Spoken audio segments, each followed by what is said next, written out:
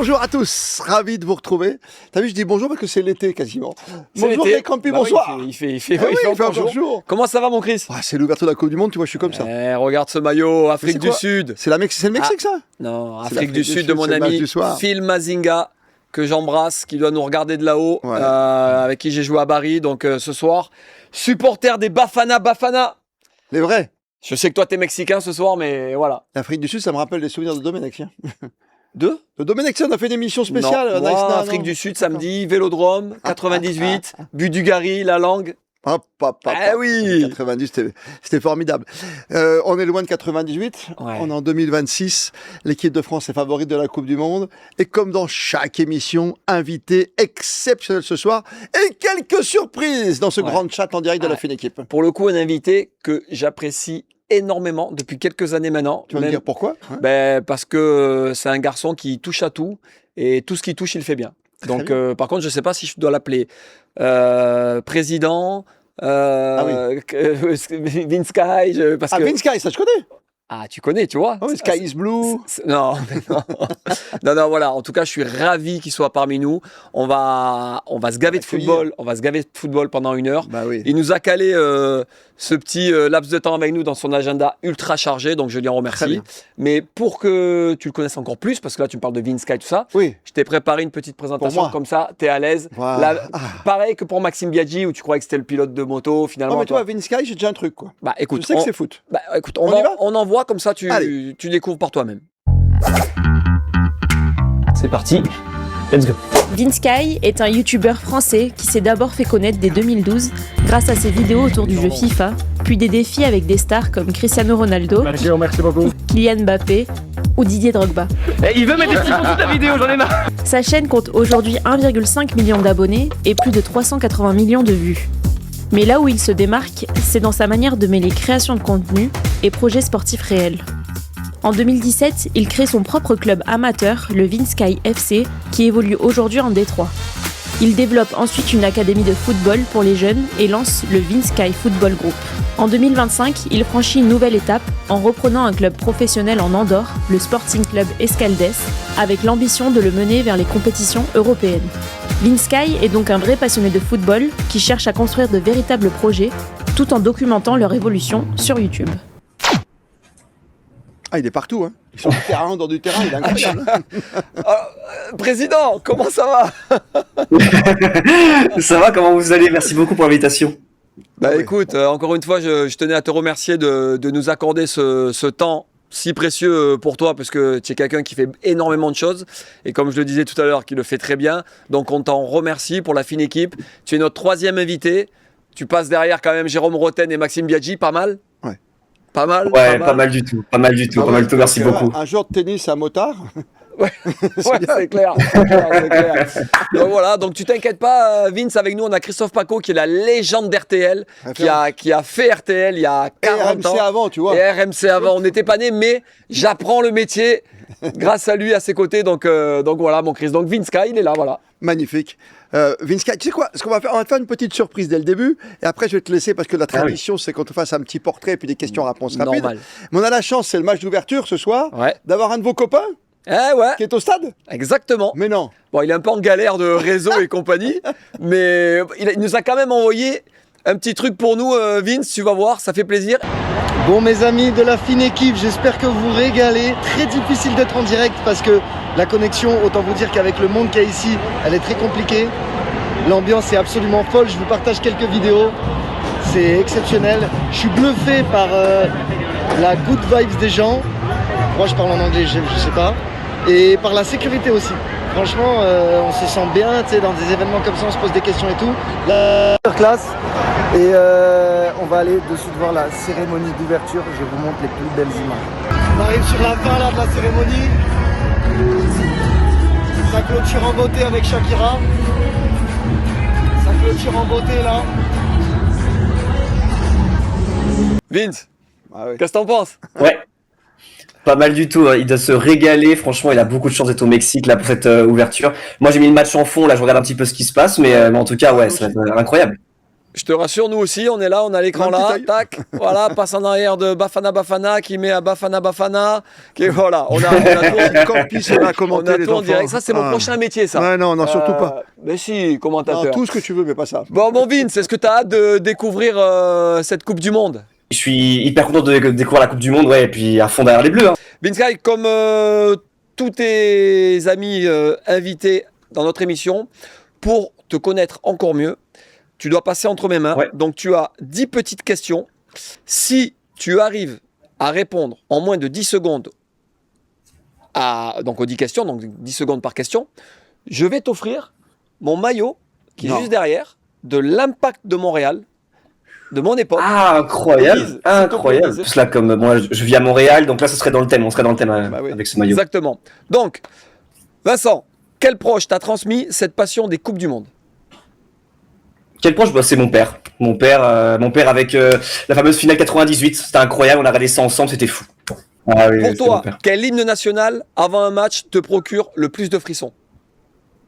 Ah ça restera toujours la Marseillaise, forcément, en tant que Français. En plus, des fois, j'avais des événements, notamment avec Valiénard, où parfois on avait l'hymne de l'équipe de France, et voilà, c'est juste incroyable, t'as presque envie de pleurer, quoi. C'est beau.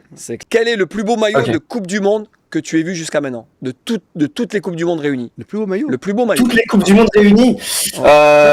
Pour moi, c'est c'est incroyable. Non, c'est dur. L'équipe de France, l'équipe de France 2006, Zidane, le blanc, celui quand il affronte le Brésil. J'adore ce maillot, il est iconique, mais ça me rappelle aussi le match en question où les Brésiliens sont par terre et Zidane il est triomphant, c'est magnifique. Attention, si on te donnait une accréditation pour n'importe quelle Coupe du Monde passée, où irais-tu? Je crois que j'ai un peu répondu dans ma question précédente, mais en vrai de vrai. Bon, après, on a perdu en finale, c'est horrible du coup.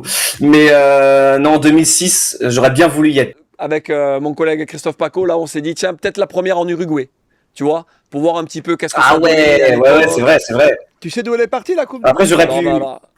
Vas-y, Vince, dis-moi. De quoi? D'où elle est partie? J'allais juste dire, après, il y a 98, ça aurait pu être juste aussi incroyable, forcément, parce qu'on a gagné la fin. Attends, quel âge tu avais en 98, Vince? C'est mon âge. J'avais 7 ans. 7 ans. J'avais 7 ans. Donc d'où elle est partie cette Coupe du Monde? Raconte-nous. Pas loin d'ici. Ah bon? Bah ouais. C'est magnifique. De Villefranche-sur-Mer. Ah ouais? Par bateau. La première Coupe du Monde de l'histoire. Ah bah écoute. Vince, quel but? D'accord. Bah oui, je te le dis. Ouais, mais tu sais quoi, après tu pourras aller regarder comme ça, t'attaques. Vince, si je t'ai dit que c'était une légende. Ouais, mais j'adore les anecdotes, j'adore ça, moi j'écoute. Quel but de Coupe du Monde t'as levé de ton canapé? C'est pas compliqué, c'est pas rare. C'est pas rare, même si il y en a il m'a dit la même chose. Alors moi, c'est Mbappé, etc. Mais pas alors moi, je suis très attaché à la Coupe du Monde 82, et c'est vrai que Alain Giresse contre l'Allemagne. Je sais pas si tu as les images là en tête, Vince, mais quand je les ai pas, mais encore une fois, j'irai voir après l'émission. Quel moment de Coupe du Monde te donne encore des frissons aujourd'hui? Les frissons, franchement, c'est la finale. Alors là aussi, on l'a perdu, mais au Qatar. Enfin, je veux dire, je suis désolé, mais quand tu perds comme ça et que tu reviens avec Mbappé qui met triplé, enfin, on était totalement fous. Enfin, je sais pas, c'est quoi pour vous, mais d'ailleurs, il vient d'avoir un but là. Je vous donne l'info. Je sais pas si vous l'avez. But du Mexique. But du Mexique. Pour toi, Vince, quelle génération d'équipe de France a été la plus forte? 98, 2006, 2018, 2022. Là, ça c'est très dur. Attendez le maillot. Autant te dire que le maillot, franchement, je vais dire. Franchement, je vous dis 2006, ça m'a vraiment choqué. Pour moi, 2006. Je veux dire 2006. Choqué. Quel pays gagnera pour toi sa première Coupe du Monde dans les 20 prochaines années? Waouh. Elle est bonne celle-là. Ça c'est une bonne question. Première Coupe du Monde. Ça va être le Portugal. Hein. Moi, je pense le Maroc. Ils l'ont pas. D'accord. Le Maroc, oui. Le Maroc. Alors c'est possible que le Portugal peut la gagner cette année, et le Maroc, c'est vrai qu'il y a des investissements incroyables faits par le pays et par le roi, etc. Donc j'avoue que c'est largement possible. Si tu pouvais changer une seule règle dans le football, laquelle serait-ce? Le hors-jeu, en fait, ça soit plus à l'avantage de l'attaquant, pas du défenseur. En fait, c'est changer la marge, parce que c'est un point, je suis pas fan. C'est bon, tu t'es sauvé. Moi, Et c'est là que tu vas te noyer. Fais-moi ton top 5 des joueurs les plus marquants des Coupes du Monde. De toutes les Coupes du Monde. Top 5. Quoi? De toutes les Coupes du Monde? Zidane. 3. 4. Toutes les Coupes du Monde. Roberto Carlos, Ronaldo, Lequel? Messi et Mbappé. Vince, donc pour toi, cette Coupe du Monde, l'équipe de France, est-ce qu'elle est à ton goût? C'est vrai que c'est peut-être pas le plus grand milieu de terrain qu'on ait eu en équipe de France ces dernières années, ces dernières Coupes du Monde. Je suis pas un grand fan, par exemple, d'Adrien Rabiot. Voilà, je le dis. Je suis pas un très grand fan d'Adrien Rabiot. Donc peut-être que voilà, c'est le joueur que je n'aurais pas pris. T'es sévère, il est super. Ouais. Non, alors c'est vrai que je suis sévère et je sais qu'il y a des gens qui l'adorent. Il y en a qui l'aiment moins, je sais qu'il est assez clivant, mais je sais pas, c'est pas forcément le joueur. Après, attention, il fera le travail, je pense. Et puis, je sais que Deschamps, il privilégie surtout l'homogénéité, le collectif. Donc, je suppose que Rabiot a son rôle à jouer et qu'il le jouera, j'espère, très bien.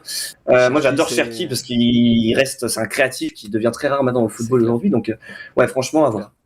Top, bravo. Et alors, du coup, quand on est manager de club et qu'on veut que son club soit performant, on a besoin de quoi? Supporter. On a besoin de supporters. Ah oui, évidemment. On est là, nous. Et nous, on a le meilleur des supporters français, je pense. Ah, t'as pas appelé Xav quand même? Mais j'ai appelé Xavier Ah, mais direct. non, cadeau. Mais comment? Mais C'est cadeau. De toute façon, on nous le... Ouais, il est là. yes. Il est là. On nous le demande à toutes les émissions. Je disais, ça y est, je suis plus en mode OM, je suis en mode équipe de France. Allez les Bleus. Allez les Bleus. Bah, écoute, progression de ce garçon. Xavier est avec nous. Oui, super progression. Mais enfin, il a compris que supporter Marseille, c'était compliqué. Du coup, maintenant, c'est plus, c'est plus les Bleus. Avec nous, Vince Sky, que tu connais très bien, je le sais. Je connais Vince Sky, ouais. C'est vrai, en plus, si j'ai vu, il est dans la même génération, 91, c'est ça? Ouais, exactement, ouais, quand même. Ouais, 91 aussi. La meilleure année, tu vois, ça sort des Vince Sky, ça sort des Xavom Game. Tu imagines un peu ce qu'il y a en Bon, ben, 91? je vais y aller, moi. Tu vois, alors pour te dire, Vince, est-ce que tu te souviens du fameux Marseillais? C'est honteux. C'est honteux. Oui, bien sûr. Comment il s'appelait, Xavier, de moi? Putain, il est mort. Non, bah, il est décédé, mais c'était une légende. Ah oui. Bon, c'est Xavier qui l'a remplacé. C'est honteux. Voilà. Bah, j'ai moins de cheveux. Lui, il en avait plus que moi, les cheveux longs. Exactement. On se demandait comment c'est possible qu'il n'y ait pas un Marseillais dans cette équipe de France. Ah oui. On se demande. Mais tu sais pourquoi? Moi, j'ai une réponse qui est toute prête. Vas-y. Nous, on a sorti le meilleur joueur de tous les temps, qui est de Marseille. Il s'appelle Zinedine Zidane. Donc, un peu aux autres, tu vois. On a sorti Zidane. Maintenant, c'est un peu aux gens de Paris de sortir un peu des bons joueurs. Mais on attend toujours. Hein. Je prends peut-être un risque. Le petit Ryan Cherki. Attention les yeux, les gars. C'est lyonnais, ça. C'est lyonnais, c'est un gun. Non, attention les yeux. Vince, est-ce que tu aimes bien Ryan Cherki? Forcément, tu vas me dire oui, mais est-ce que tu penses qu'il a le potentiel d'aller titiller? Putain, là, je m'aventure dans un truc où je vais me faire insulter. Là, tu es allé loin, là. Ouais, je vais me faire insulter sur le chat qui peut aller titiller les chevilles de Zizou. Oh là, non, mais là, t'as été très loin.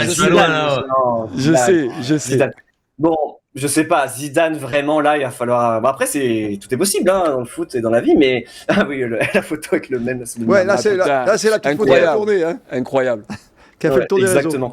Mais... Non, mais en fait, Cherki, c'est comme je disais, j'en parlais avec des amis, c'est que ces joueurs-là qui jouent avec... En fait, on dirait ils jouent entre potes comme ça, alors que c'est des matchs des champions, Coupe du Monde. Moi, j'adore ça. Il est tellement détendu et c'est devenu tellement rare. Après, il a une aisance technique incroyable. On l'avait vu même...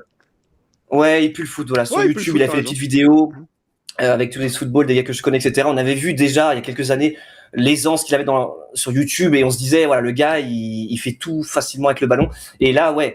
On me demande, Vince, si tu peux nous raconter en 2 secondes ta vidéo avec Ronaldo pour le coup, puisque avec CR7, c'est un bon mec, c'est pas un bon mec, il est costaud, il est pas costaud. Moi, je l'ai jamais eu en vrai, donc... La question qu'on me pose souvent, c'est est-ce que CR7 il est gentil? C'est la question qui me fait rire à chaque fois. Mais non, mais CR7, ouais, c'était en 2017, je crois, si je dis pas de bêtises. Ouais, c'est vrai que c'est une vidéo qui a changé ma vie, forcément.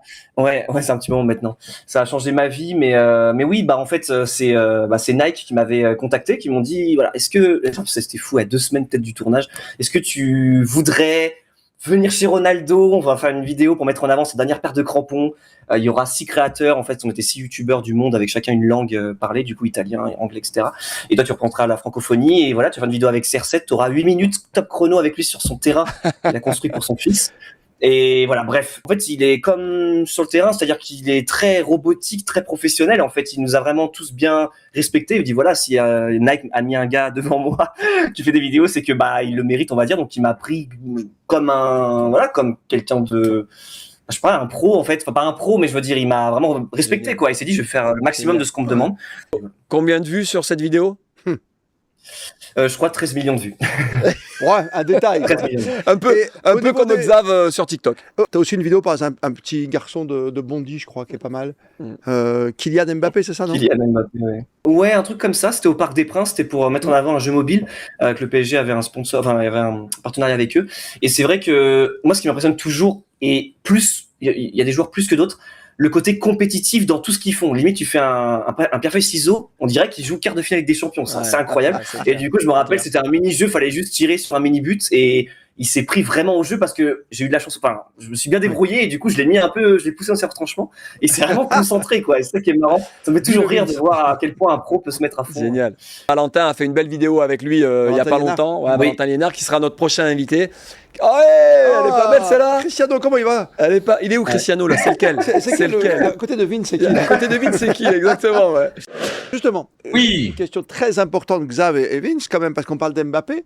C'est quand même la grosse interrogation finalement, parce qu'il veut tellement marquer ses buts et battre tous les records qu'il en met plus un. Est-ce qu'il est encore indispensable à cette équipe? C'est le capitaine, il salue même pas N'Golo Kanté. Est-ce que Dembélé va se réveiller? Est-ce qu'Olysée va lui piquer la vedette et il va se froisser avec lui? Non, mais il y a plein de questions. Non, mais là, vous voyez les gars, c'est ça, un journaliste. Voilà, Vince, Xav, ça c'est le. Je vais dire le mot. Non, je vais pas dire le mot, mais bon. Qu'est-ce qu'il en pense? Xavier, j'ai envie de le dire. Ouais, ça c'est le métier de journaliste qui va tirer sur un gamin qui les a fait rêver depuis des années. Le moins forme tout. J'ai pas tiré. Indirectement tu tires. Indirectement. Mais non. Si, indirectement tu tires. C'est votre métier. Il va vous mettre un triplé premier match et vous allez être les premiers à sauter. Arrête. Ça y est, maintenant, il y a pas 2 jours tu me disais Dembélé passe avant lui, Olysée passe avant lui. Cherki, si tu me l'as dit. Non, si tu me l'as dit. Et on avait Riolo au téléphone, toi et moi, et tu lui disais la même chose. Voilà. Riolo, c'est pour qu'il le dise dans un débat. Voilà. Donc, messieurs, dites-lui, Vince, Xav, dites-lui s'il vous plaît, que Kylian Mbappé. Il y a un problème ou pas? C'est le patron. C'est autre chose. Pour moi, il n'y a pas de problème. Allez. Moi, il n'y a même pas débat. Déjà, c'est ton capitaine. Donc, déjà, quand tu es capitaine, tu n'es même pas discutable. Après, sur le positionnement, je pense que c'est une animation offensive. Tu as la chance aujourd'hui d'avoir Olysée, Mbappé, Dembélé et peut-être Cherki, je sais pas s'il va le mettre dans le 11 titulaire. Mais rien que les 3 devant, il faut les faire jouer quoi qu'il arrive. Il n'y a pas de mais lui, pas lui. Ils se connaissent par cœur. Peut-être Doué peut s'insérer aussi. Il n'y a pas débat sur Mbappé. Alors peut-être tant qu'il va marquer en Coupe du Monde, les matchs amicaux, on sent que Carlognon, en Coupe du Monde, comme il a dit Greg, il a mis 3 d'entrée. Il veut tellement faire, Xav. Ah ouais, c'est trop. Il veut tellement faire. L'autre jour, tu l'as bien vu, il a voulu marquer contre les pauvres petits Irlandais 18 fois. C'est normal, c'est l'attaquant à la fin de but. Je veux marronner qui est... Tu vois Xavier comme il reprend son regarde le visage de journaliste. Regarde. Attends, j'ai pas entendu Vince encore. Alors on va attendre Vince. Vas-y. Non, mais de toute façon, je vais rien dire de révolutionnaire. C'est vrai que forcément, il y a eu des histoires incroyables, notamment avec la Ligue des Champions. Je pars parce que au PSG, on pas gagné des Champions, on en gagne 2 quand il part. Il y a tout ça. Donc forcément, ça crée des débats et des questions. Bon, Mbappé, ça a toujours été sa bulle d'oxygène, l'équipe de France. Normalement, il n'y a pas ce genre de discussion. Normalement, en équipe de France, il est là, il rayonne. Je pense vraiment pas qu'il y ait d'animosité. Franchement, j'ai envie d'y croire. Que vraiment, dans l'effectif de l'équipe de France, ils savent très bien, ils resettent tout. Effectivement, avec toutes ces histoires-là, je pense que ça va rigoler. Après, j'avoue que l'histoire de Kanté, il a vraiment pas salué ou c'est encore quelque chose qu'on a tiré de son... C'est même pas, c'est de la spéculation, ça. Ils inventent. C'est tous les journalistes, ça. J'adore. Alors, t'as l'image où le mec qui passe devant, il ne salue pas, et vous me dites j'avance. Et question c'est mais ils se sont vus 5 secondes avant aux toilettes. Qu'est-ce que tu me racontes? Ils vont se saluer toutes les 5 minutes. Arrête un peu. Et juste un truc que je voulais quand même signaler, c'est qu'on parle quand même du meilleur buteur de l'histoire de l'équipe de France, qui va devenir meilleur buteur de l'histoire de l'équipe de France. Il a toujours un truc à dire. Et on arrive à critiquer ce joueur. Alors, pourtant, il est parisien. Et vous savez l'amour que j'ai pour les Parisiens. Mais ce qu'il a fait en 2022, tout à l'heure, j'ai écouté, là, il s'est levé sur le but de Pavard, Ivinskay. Mais quand il met le doublé contre l'Argentine, quand il met ce reprise de volée, Mais c'est pas le bar que j'ai soulevé, c'est le restaurant entier. C'est juste que Mbappé, il faisait partie d'un processus de reconstruction au PSG emmené par Luis Enrique. À un moment donné, il se dit qu'il y a le Real de Madrid, il dit j'y vais. Mais si Mbappé était parti, mais non, parce que vous êtes tous là en train de dire, vous êtes parti contre moi là, cette offensive qui vient du milieu de terrain. Alors que ça fait des années que dans toutes les émissions, j'encense Mbappé, je dis toujours, faut pas critiquer Mbappé. Je dis juste là, il y a un problème à l'instant T. Tu vois bien qu'il veut trop en faire et c'est lui qui dirige l'équipe quand même. C'est Platini et Michel Hidalgo. Un peu comme toi ce soir sur l'émission. Par rapport à toi, c'est de la marche. Je suis tranquille. J'ai 3 émissions d'avance. Moi, par contre, j'ai beaucoup de respect pour toi, tu le sais. Mais honnêtement, il est incritiquable. En équipe de France, il est incritiquable. Je suis d'accord avec toi. Je te parle de l'instant présent. Ça n'a pas marché. Mais l'instant présent, c'est un match amical avant la Coupe du Monde. Imagine, tu joues avec ton copain qui est ballon d'or, toi tu l'es pas, alors que tu as tous les talents du monde. J'ai l'impression d'être dans l'after. Je dis, comment se sent-il aujourd'hui Mbappé? Alors écoute, tu sais quoi, je l'ai eu au téléphone, il se sent très bien. Il n'y a pas de souci, il s'entend bien avec Dembélé, il s'entend bien avec Olysée, il s'entend bien avec Ryan Cherki, il s'entend bien avec tout le monde. Seulement vous, parce que c'est votre métier, il faut que vous cassiez les bonbons à tout le monde. C'est parce qu'on cherche plutôt que de profiter, on a les 4 meilleurs attaquants au monde. On a les 4 meilleurs attaquants au monde. Le problème, c'est qu'on a Hernandez à gauche. Il est là le problème. Mais tu veux mettre qui, il y a des gains. Non, mais c'est vrai que putain, quand tu regardes nos attaquants et que tu regardes notre défense, et que Vince il a peur pour le milieu de terrain, et que Vince il a peur pour le milieu de terrain, je suis pas sûr qu'on soit champion du monde. Par contre, il y a un truc que je voulais voir avec vous, les gars. Xavier, je sais pas si tu vas aller au Mexique ou aux États-Unis. Mais si tu m'invites, j'y vais maintenant. Attends, Vince, toi t'es à Montréal, ça va, mais est-ce que tu vas aller au Mexique ou aux États-Unis pour voir un match? Avec ce qui se passe, tu veux dire? Je suis en train de regarder ça. J'ai encore rien de prévu à l'heure actuelle. Mais typiquement la finale, c'est à New York, c'est pas loin.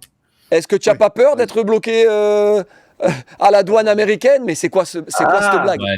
C'est quoi cette blague? Depuis qu'ils ont annoncé qu'il y avait 48 équipes, qu'il y a Kurosawa.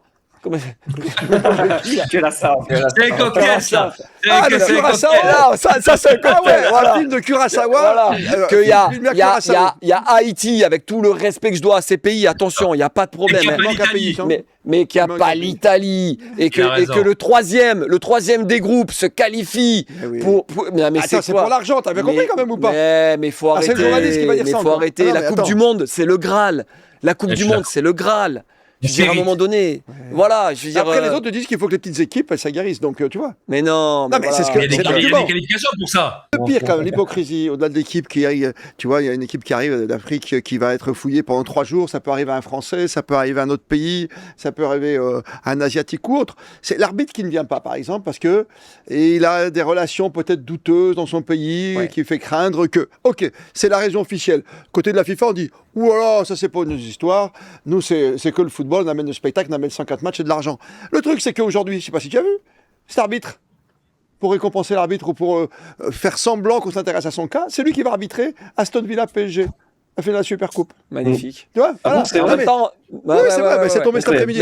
Mais en même temps, Infantino, c'est le journaliste qui vous parle. Infantino qui dit, on ne peut rien dire par rapport à cet arbitre, puisque sans Trump, la Coupe du Monde n'aurait pas lieu aux États-Unis. Donc ça veut dire quoi? Ça veut dire que Trump, il maîtrise tout le monde. Il tire les ficelles. Il tire les ficelles, il fait ce qu'il veut. Mais d'où tu as vu que les Iraniens, ils vont loger au Mexique. Ils sont obligés de retourner là-bas, de revenir. Ils restent pas dans le pays. Plus de 600 km pour... Non, mais je pense qu'il ne veut pas mélanger politique et football, en fait. C'est ça le problème. Il ne veut pas tout mélanger. Mais c'est une blague. Enfin, t'as vu, il a voulu aller au basket à la finale NBA, il s'est fait siffler. Ouais, non, c'est une blague. Les publicités à la mi-temps, il paraît que c'est une folie. Voilà, bon, enfin bref. T'as vu, même pendant la minute de pause, maintenant, la pause fraîcheur obligatoire, on va parler de nouvelles règles encore. Ah oui, non, les nouvelles règles. Tout le monde est content, même la télévision française, et t'envoie la pub, même pendant un match de préparation. C'est clair, les nouvelles règles. Attends, il faut qu'on appelle un champion du monde, on n'oublie pas. Il est prêt, Lionel? Je sais pas, non, on va demander. Il est là, Lionel. On va accueillir Lionel, bah oui. Personne ne dit qu'on a un champion du monde. Celle-là, elle fait plaisir. Celle-là, elle fait plaisir. Ah, il est sympa ton pyjama en plus. Elle fait plaisir. Il est beau son pyjama, non? Non, c'est pas un pyjama. C'est pas un pyjama. Ah mais non, c'est là. Pratiquement. Lionel, on n'a pas été averti que t'étais là. Sinon, crois-moi qu'on t'aurait accueilli. On t'aurait accueilli avant. Ça fait une demi-heure que j'entends vos conneries. T'as entendu des choses de sensé? Lionel, comment ça va? Bah bien et vous? Bah écoute, ça va, écoute. Ouais, ça va. Enfin, écoute, tu connais Christophe Paco. Je peux te dire que c'est compliqué de faire une émission avec lui. C'est voilà, crois-moi qu'à la fin, mets-toi bien dans le cadre que tu sois beau là. Mais il est beau. Ah, il dit beaucoup de choses sensées quand même, mon Pac-Man encore. Hein. Ouais, il est pas largué, hein. Ouais, de temps en temps ça va. Mais bon, bref. Lionel Charbonnier, pour le présenter en 2 secondes, je ne vais pas lui poser tes 10 questions comme tu fais. Non. Lionel Charbonnier, c'est quand même un type extraordinaire parce que d'abord, j'ai un peu travaillé avec lui. Pour t'embêter, c'est mon gimmick qui revient. Sur une radio que tu connais bien. Ouais. Et si tu veux, Lionel qui travaille aujourd'hui pour RMC, grâce à son passage sur RTL, faut-il le préciser. Lionel, si tu veux. Voilà. Lionel, c'est 98, c'est cette personne que tu attendais quand tu parlais d'un Tolisso, qu'on parlait d'un Rami. C'est en plus ce poste de 3e gardien qui est difficile. Tu as tellement vécu à l'intérieur ce premier sacre, quoi, qu'aujourd'hui encore, on t'en reparle, Lionel Charbonnier. Bien sûr, à chaque fois, on me demande comment c'était vu de l'intérieur, quel était ton rôle. Ça c'est la question tout le temps, quel était ton rôle. Alors des fois, t'as l'impression que tu avais un rôle de Zébulon, tu sais, j'étais là pour amuser la galerie, mais ça va bien au-delà de tout ça. Et puis que tu as été là aussi parce que c'était pour te faire plaisir quelque part, parce que t'étais pas bon, t'étais pas génial, mais t'amusais tout le monde, tu faisais pas d'esclandre, alors t'avais ta place. Non, c'est pas ça quand même. Je rebondis sur ce que tu as dit. Les joueurs que les sélectionneurs prennent dans le groupe, tout en sachant peut-être qu'ils vont pas jouer, ils peuvent pas prendre des joueurs qui sont pas performants dans leur club. C'est impossible. Si tu as fait partie de cet effectif-là, comme Adil Rami a fait partie de l'équipe de France 2018, c'est parce qu'à un moment donné, vous étiez au top français. Et je m'en souviens très bien, Lionel, de ta saison 98. Et c'est vrai que ces joueurs-là sont tout aussi importants que des titulaires. Vraiment. Et encore une fois, j'insiste, s'ils sont là, c'est parce qu'ils sont performants. Bah évidemment, il t'a dit 8e gardien du monde. Bah oui, je me souviens très bien. À ton époque, par rapport à la nôtre. Vas-y, non, ce que je voulais dire à Lionel, c'est qu'il a dit que, voilà, à chaque époque, ou tout à l'heure en débat, il dit on avait une équipe solide et haute. Cette année, on a une équipe où il y a beaucoup d'attaquants. En 98, vous n'avez pas d'attaquants, ou si peu. Ouais, on ne marquait pas. On marquait pas voilà, avec le numéro 9. Voilà encore le journaliste. Mais non. Mais on avait Stéphane Guivarch. Écoute-moi bien, Stéphane Guivarch, cette année-là, c'était plus de 20 buts en Ligue 1. Bien. Et la Ligue 1 de l'époque, meilleur buteur. C'est pas la Ligue 1 de maintenant. Vincent, Xavier, vous étiez petits, vous. La Ligue 1 en 98, demandez à Lionel, c'était pas les défenseurs d'aujourd'hui. Et Stéphane Guivarch, il a marqué plus de 20 buts et pas qu'une saison. Non, et là, tu es en train de me dire, il n'y avait pas d'attaquant en 98. Mais c'est comme en 2002, on croyait qu'on allait être champion du monde avec tous les meilleurs attaquants, on n'a rien fait non plus. Voilà. T'es comme un chat, toi. Mais non, je te donne des infos, c'est concret. Allez. Parce qu'on me chante sur le chat parce qu'il paraît que j'étais méchant avec toi sur ta chemise au début.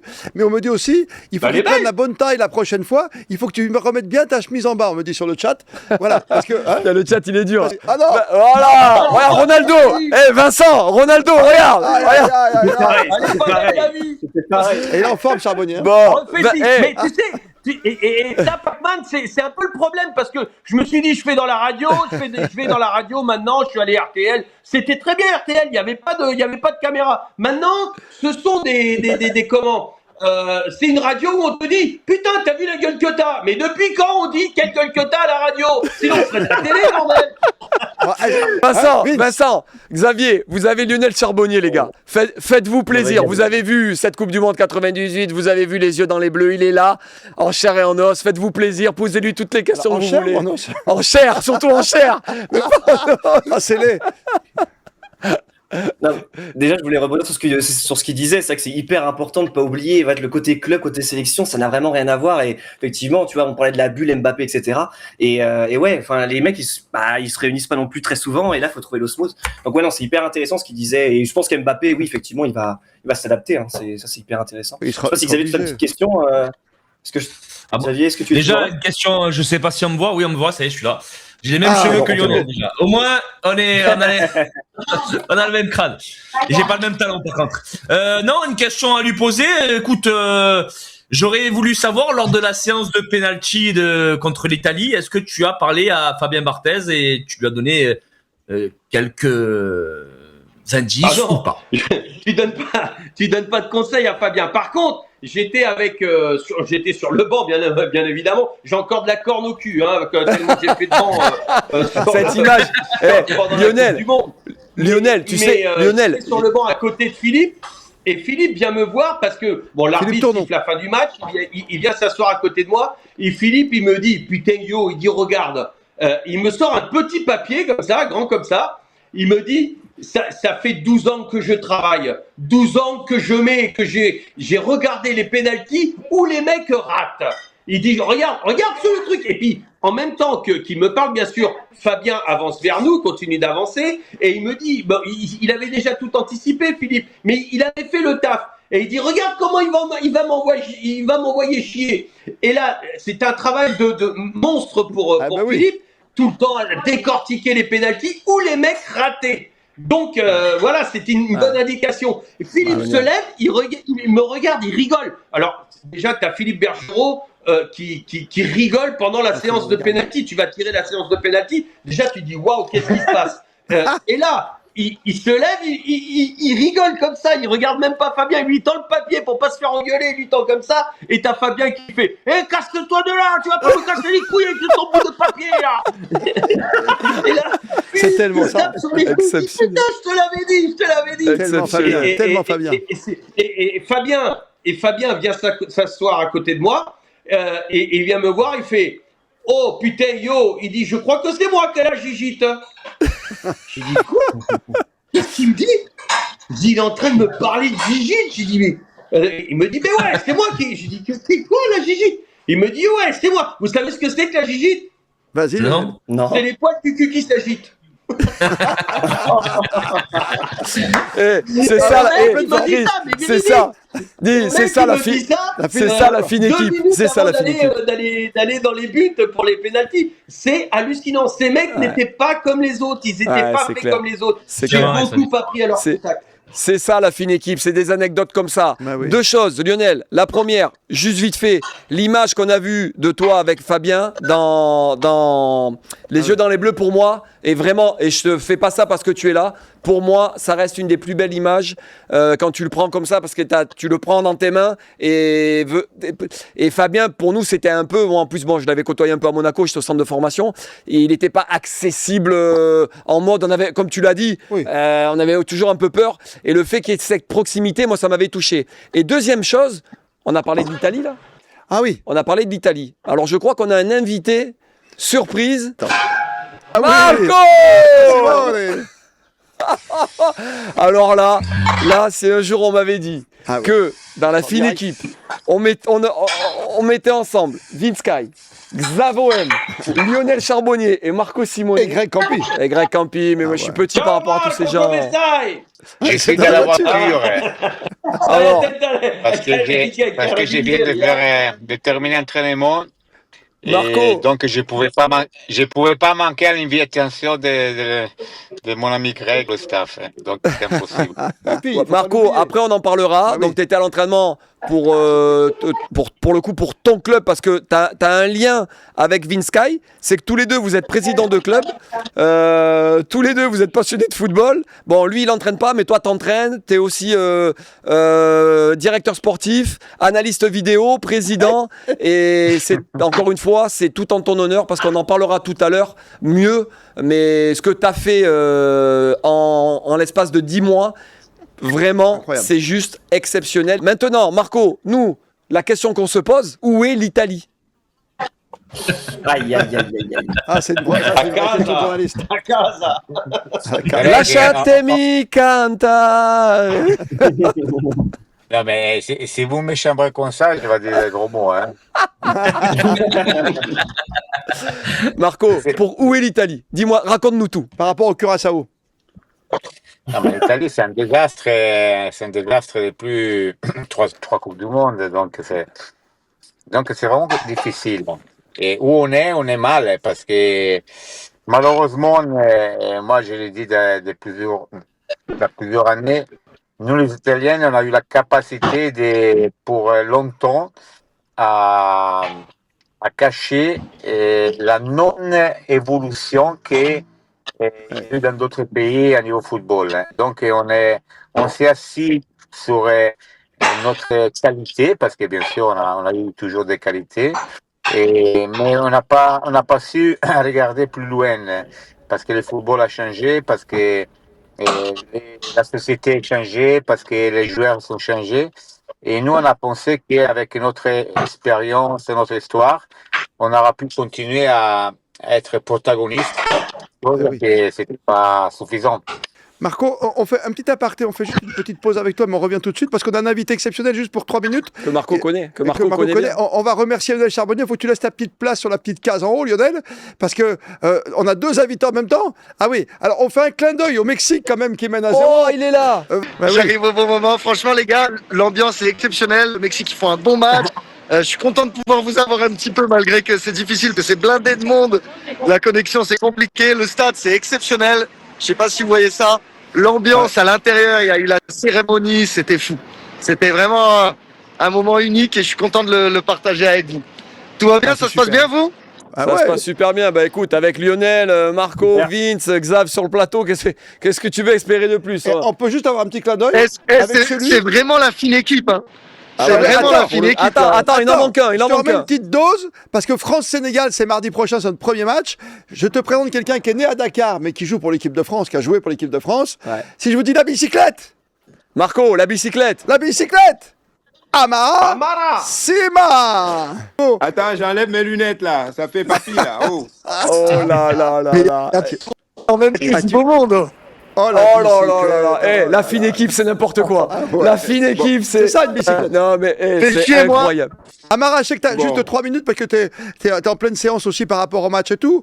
France-Sénégal, on connaît le souvenir pour nous en Coupe du Monde. Toi qui es né au Sénégal, toi qui étais attaquante pour l'équipe de France, à Monaco, à Paris et ailleurs. On doit les craindre encore, ces Sénégalais, champions d'Afrique? Bah, tu dois les craindre doublement, oui. Parce que les joueurs qui sont en face, c'est pas les petits joueurs non plus, quoi.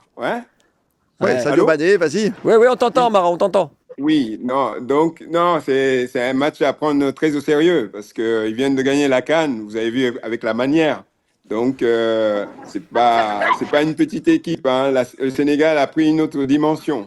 Donc, on connaît la France. J'ai été les voir là, à Lille. On ne présente pas l'équipe de France parce que ils sont pour aller jusqu'au bout. Mais le Sénégal à craindre absolument. C'est clair. Amara, tu as un petit mot à dire. Forcément, tu les connais, Lionel Charbonnier et Marco Simonet. C'est ça qui m'intéresse, moi. Ouais. C'est les connexions des anciens, là. Tu t'en fiches de la Coupe du Monde, toi. Mais à la fin, je m'en fous. Quand j'ai 3 joueurs comme ça, là, j'adore. Et quand j'ai 3 joueurs comme ça, je veux combien ça m'a coûté. Je veux qu'ils échangent. Amara, il y a Lionel et Marco avec nous. Regarde, ils sont avec nous, ils t'entendent. Bon, Marco, salut et tout ça. Là. Bon, qu'est-ce que je peux dire de plus? Voilà, un grand joueur. Avec beaucoup de respect, même si je n'ai pas joué contre lui, Lionel, qu'est-ce que je peux dire? Il a été au haut niveau aussi, avec beaucoup de respect. Donc, c'est que des professionnels qui sont là et que j'admire aussi. Quoi, en fait. Voilà. Je ne peux pas dire plus. Magnifique, Amara. Magnifique. Il est magnifique. Amara, t'es coincé entre... je fais la politique maintenant. Oui, c'est normal là-bas. Du coup, tu vas supporter qui? Le Sénégal ou la France, Amara? Allô, il y a quelqu'un ou pas? Non, là, on va avoir un vrai match, mais de toute façon, les deux vont être qualifiés. Amara, on t'embête pas plus, on sait que tu es très pris par le temps, par la politique, donc c'est déjà très gentil à toi de nous avoir rejoints. Encore un très gros VIP dans la fine équipe. Merci beaucoup, Amara, et que le meilleur gagne. Exactement, c'est ça, ouais. Non. Et à bientôt à l'Elysée. Je vous embrasse.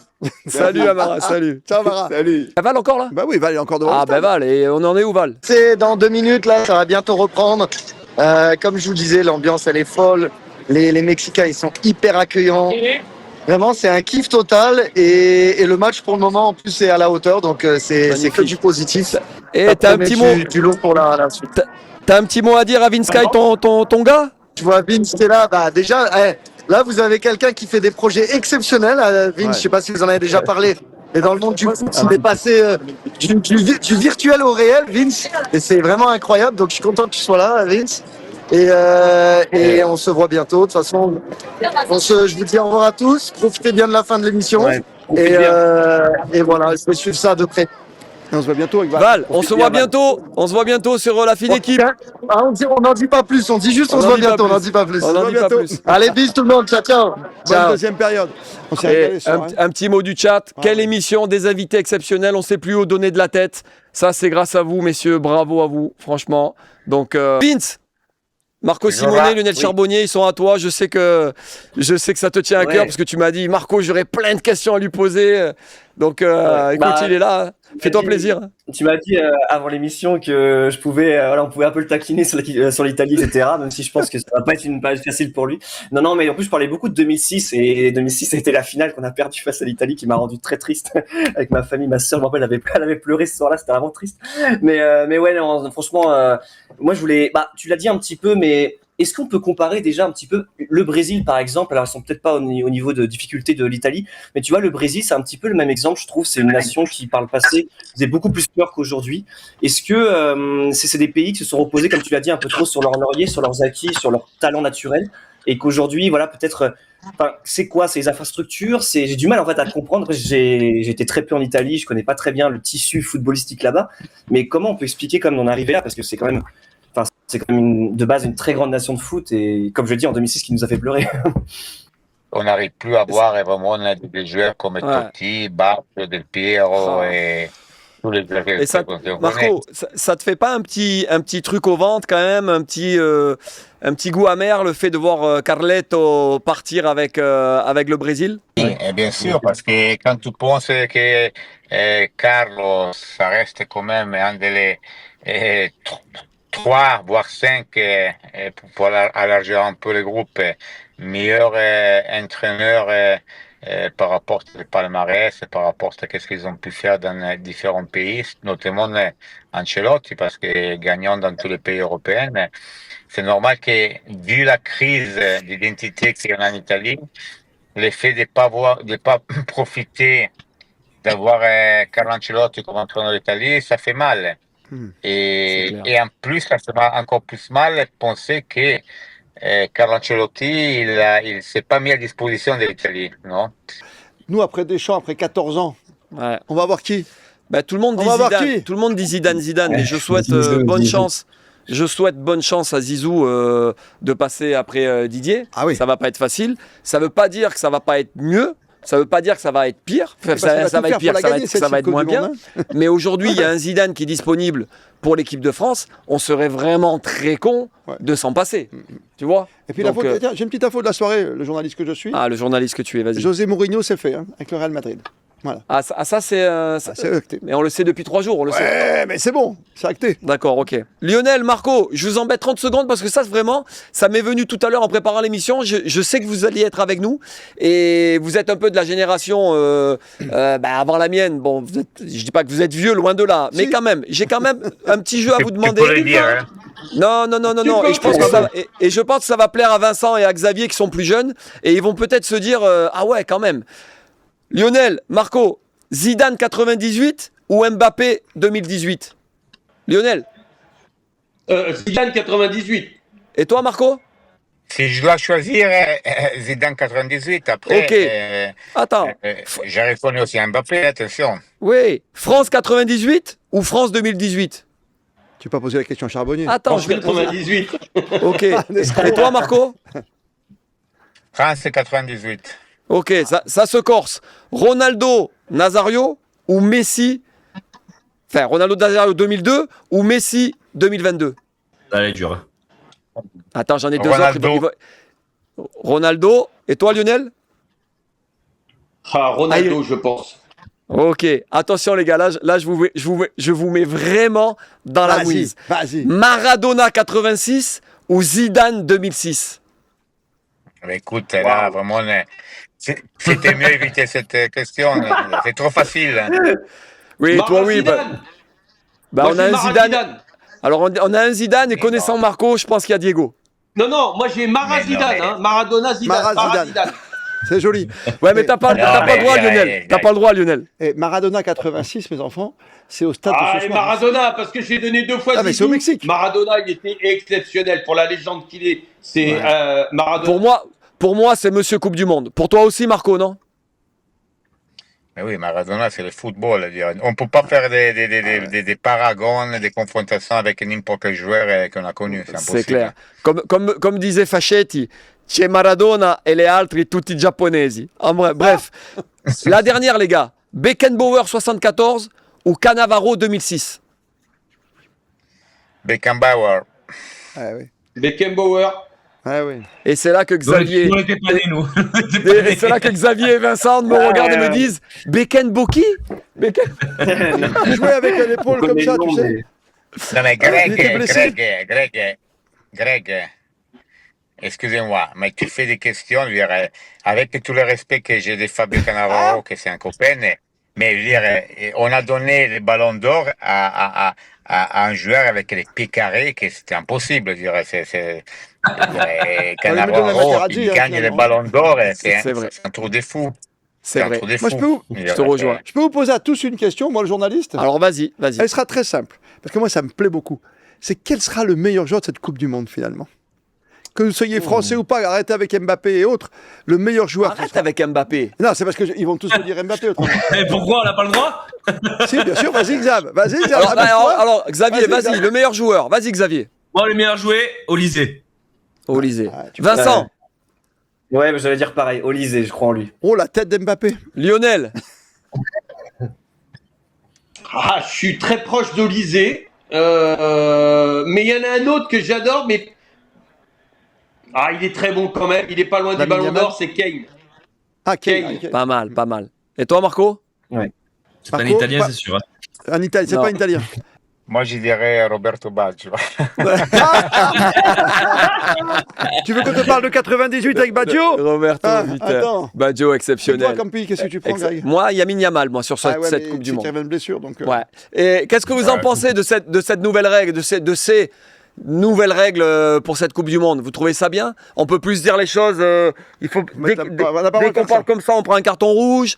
Il faut sortir de suite. Le corner, pas le corner. Vous en pensez quoi? Est-ce que c'est quelque chose qui peut... C'est pour gagner du temps, soi-disant. Pour gagner du temps, mais bon, entre les publicités qu'ils vont mettre et ça, je sais pas ce que ça vaut. Qu'est-ce que vous en pensez? Le problème, c'est qu'on veut te faire gagner du temps dans le jeu, mais on t'en fait perdre pour passer les publicités à toutes les 20 minutes. Ouais. Donc. Non, mais après, faut faire attention aussi à pas trop, je pense, dénaturer le football, parce que il y a une évolution que j'adore, c'est la puce dans le ballon qui donne des nouvelles statistiques. Parce que jusqu'à maintenant, il y a une stat qui personnellement m'énerve.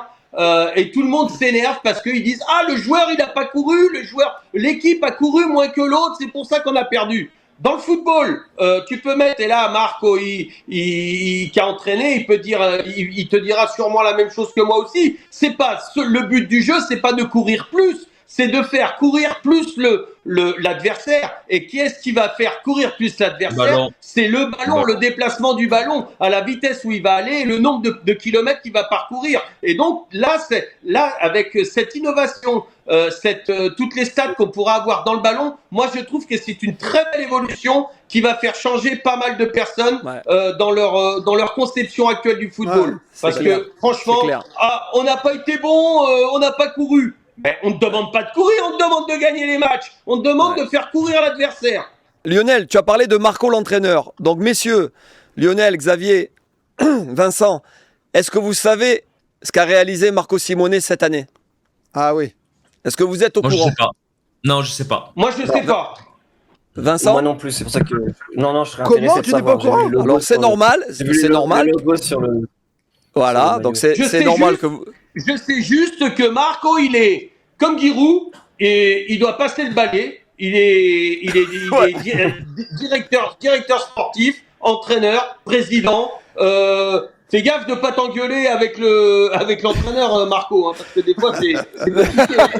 Ah, bien joué. Très bien. Marco, je vais te laisser parler et dire ce que tu as réalisé en 10 mois, parce que bon, moi je l'ai vécu de très très près, puisque bon, voilà, on est très proche avec Marco, et je suis en admiration par rapport à ce que tu as réalisé. Et je peux vous dire, messieurs, que prenez note, parce que dans les années à venir, Monaco United, Woman, ça va être du lourd.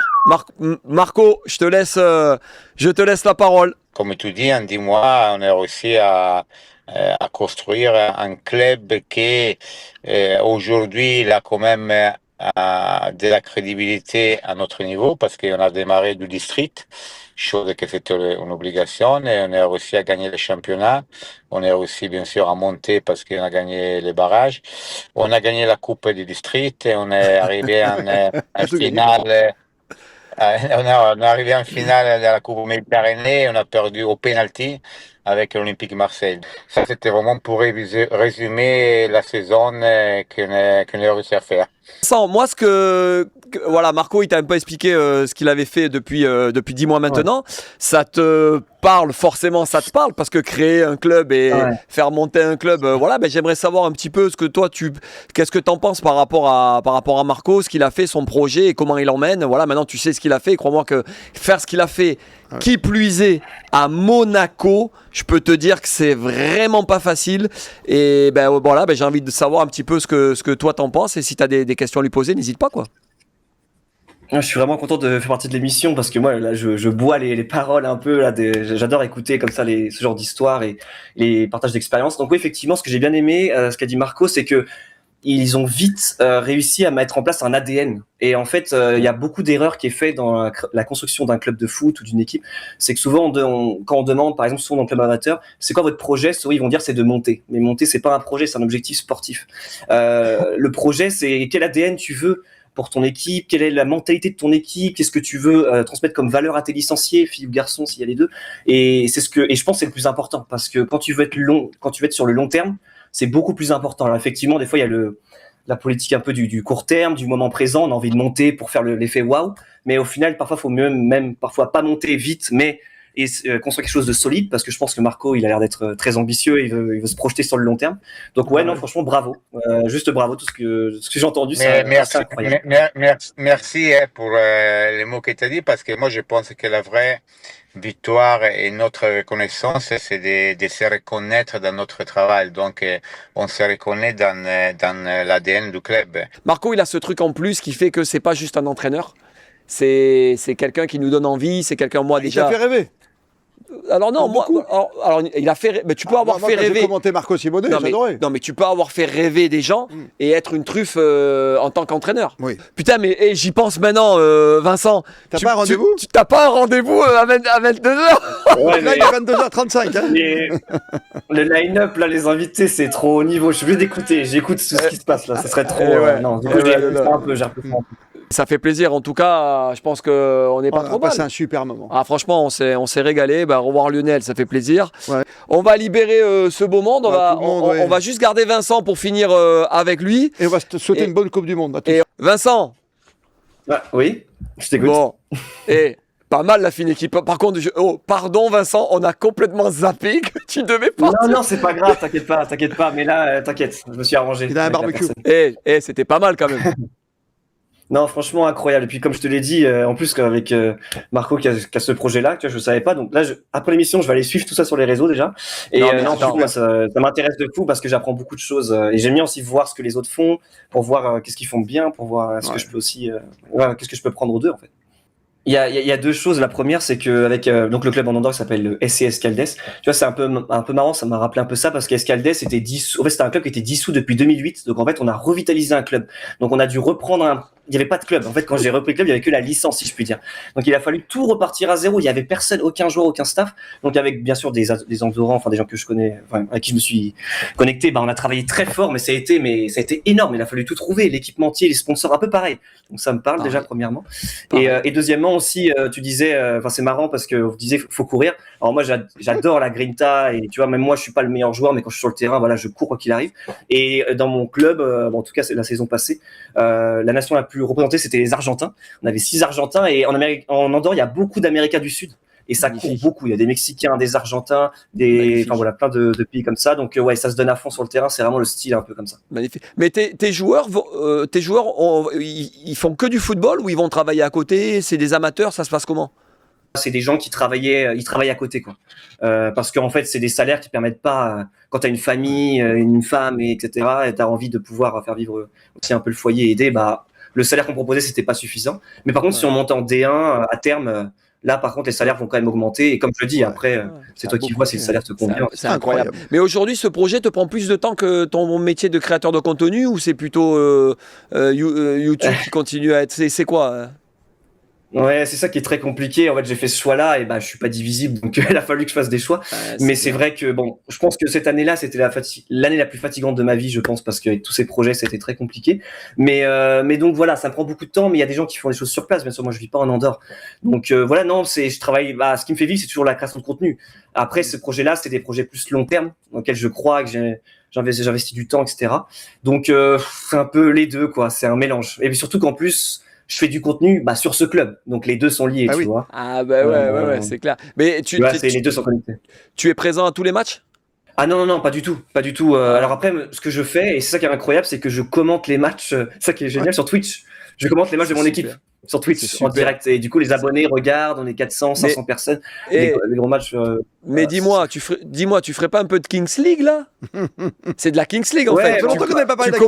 Tu commentes les matchs de ton équipe. C'est de la Kings League. Squeezie, il a fait ça. Squeezie, il a fait ça avec nous, donc c'est pareil. Tu vois? On parle beaucoup de la Kings League, effectivement. Oui. Et créer ton équipe de Kings League, ça t'a jamais intéressé?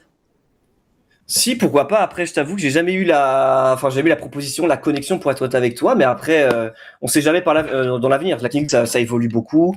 En France, c'est arrivé il y a 2-3 ans, je crois, quelque chose comme ça. 2 ans. En tout cas, c'est vraiment top. Moi, j'ai une dernière question à te poser. La fameuse question que je pose à tous nos invités. Si tu devais passer un petit moment avec une célébrité vivante ou décédée, tu voudrais quelle célébrité et qu'est-ce que tu lui dirais? Vraiment, va chercher loin, t'as pas de limite. Avec qui, tu vois, par exemple, Maxime Biaggi, il a été bon la semaine dernière, il nous a dit, avec Jésus-Christ. Tu vois? Voilà. Non, on n'a pas le droit de dire la même chose. Il avait dit quoi, Jérôme? Jérôme, il avait dit Maradona, non? Maradona. Donc, Vincent, si tu pouvais passer un petit moment avec une célébrité, ça serait qui et qu'est-ce que tu lui posais comme question? Avec Yann Charbonnet ou Marco Simonet? C'est déjà fait, du coup. Voilà. Non, c'est pas un joueur de foot, mais c'est une personne qui, son parcours m'inspire beaucoup, mais ça s'éloigne vraiment du foot pour le coup. C'est un Américain, c'est Walt Disney. Voilà, ce Walt Disney. Oh là là, parce que regarde, je sais pas si vous connaissez son histoire de vie, mais intéressez-vous si c'est pas le cas, parce que il est incroyable. Malheureusement, il est décédé assez jeune à cause parce qu'il fumait. Mais malheureusement, Walt Disney, pour moi, c'est une inspiration dans Vincent, mes proches. tu m'as mis la chair de poule. Pourquoi?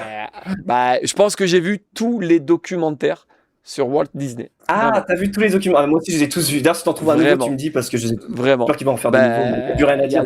Ils en ont vraiment fait un paquet, mais son histoire, elle est vraiment incroyable. Et de toute façon, c'est simple. Hein. Aujourd'hui, son projet perdure encore. Un peu comme toi, Christophe Paco. Oui. C'est une marque, tu vois. C'est une marque, elle perdurera encore. J'attends toujours qu'un de tes invités me dise, moi, j'aimerais poser une question à Christophe Paco. Non, mais jamais. Mais si, peut-être. Mais en tout cas, merci, Vincent. Vince, merci. En tout cas, Vincent, putain, tu m'as bluffé parce que vraiment, moi, c'est quelqu'un qui m'a toujours fasciné. Alors, je suis fan des Walt Disney. Je pense que je connais toutes les chansons de Walt Disney, toutes. Alors, on y va? Alors là, tu peux y aller. Alors là, vous pouvez. Non, mais là, je veux venir, je veux être invité. Là, tu peux y aller, mais vraiment. Mais alors, qu'est-ce que tu lui poserais comme question? Qu'est-ce que je lui poserais comme question? Tu peux passer ton crayon? Il était passionné par. Il était passionné par le futur, par l'avenir, et il était toujours projeté vers l'avenir. D'ailleurs, il était jamais en train de recenser le passé. Donc, si on pouvait, on l'amènerait ici là en 2026. Mais c'est clair, t'as une baguette magique, il est là. Oh là là, le rêve. Je lui demanderais tellement de questions sur nos sociétés, comment il verrait, lui, ce qu'il avait projeté, ce qu'on en est aujourd'hui, je sais pas, toutes ces questions-là en fait, décrypter la société d'aujourd'hui, parce que lui, il imaginait la ville du futur, c'était son rêve, même il l'avait dessiné, c'est là où malheureusement il est tombé malade, même je crois que dans son lit d'hôpital, il continuait de dire aux gens autour d'eux, dessine ça, il voulait vraiment transmettre au maximum son œuvre jusqu'au bout. Enfin, ouais. Donc je lui poserai plein de questions, mais c'est très global, j'avoue, j'ai pas une question précise comme ça. Faudrait que je ressasse là, c'est tellement, faudrait que je réfléchisse vraiment. Incroyable. incroyable. On a des grands, après Jésus et Walt Disney, c'est pas mal. Hein. Ouais, franchement, écoute, j'ai passé un super moment. Génial. Franchement, Vincent, génial. Vraiment, je te remercie du fond du cœur d'être venu nous rejoindre. Tu es un garçon vraiment qui est vraiment attachant. Ah oui, super attachant. On peut être que admiratif face à ton travail et voilà, ton envie d'aller toujours de l'avant. Tu as déjà réussi en plus et que tu continues à faire. Ça. Exactement. Et franchement, dans le domaine du réel. Personnellement, mais vraiment, je te l'ai dit, je te le répète, personnellement, si je peux te donner un coup de main sur quoi que ce soit, n'hésite pas, vraiment. Après dans la musique, si tu as besoin d'un conseil, tu peux appeler Vianney pour faire une cabane au Canada, tu vois.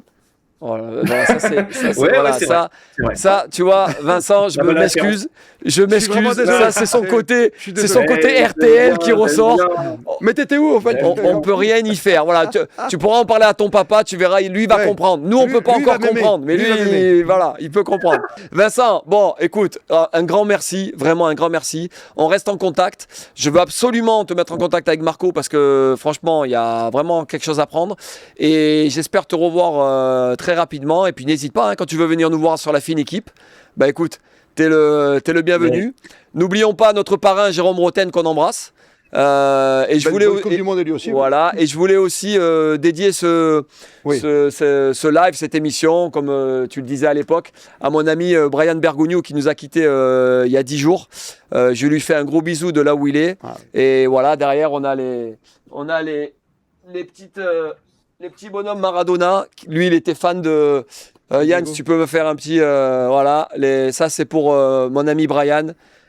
Un gros bisou à lui. Je l'embrasse. Et voilà, il aurait dû être invité aussi à la fine équipe. Beaucoup de peine. Écoute, on se la fera tous ensemble, un de ces quatre. Hein. Ouais. Hein, voilà. Donc, ce live est dédié à Brian Bergogneau et une grosse bise à sa famille, à sa femme et à ses enfants. Vince, gros merci. Merci. Je t'embrasse et à très bientôt. Ouais, merci à vous, prenez soin de vous et super émission, j'ai adoré, merci beaucoup. Merci beaucoup Vincent, la bise, ciao ciao. Salut Vincent, bonne nuit. Bonne nuit les amis, à bientôt.